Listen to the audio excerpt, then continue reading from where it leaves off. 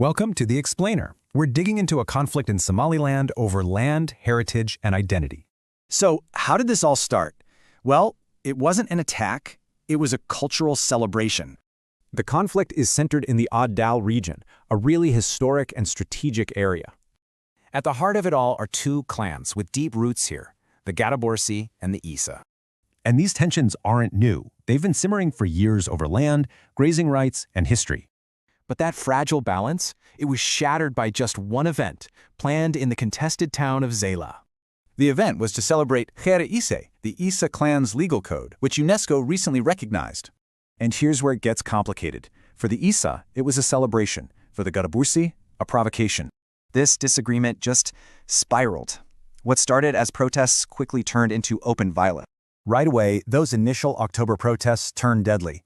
At least 18 people were killed. And more than 100 others were wounded in those first clashes. It was a violent start. But it didn't stop. By February 2026, the violence got worse, with nearly 30 more deaths. So the total human cost is just devastating. Some estimates put the death toll in the hundreds. And peace talks? They completely collapsed. Gadabuursi elders publicly rejected any claims of a deal. Because those talks failed, the whole situation is still incredibly tense and unresolved.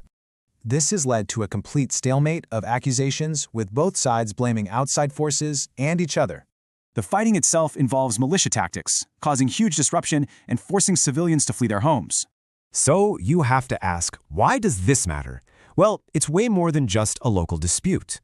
You've got this mix of old rivalries, modern cultural politics, and a whole lot of regional geopolitics. It all leads to a really tough question. When culture and land collide, what's the actual price of peace?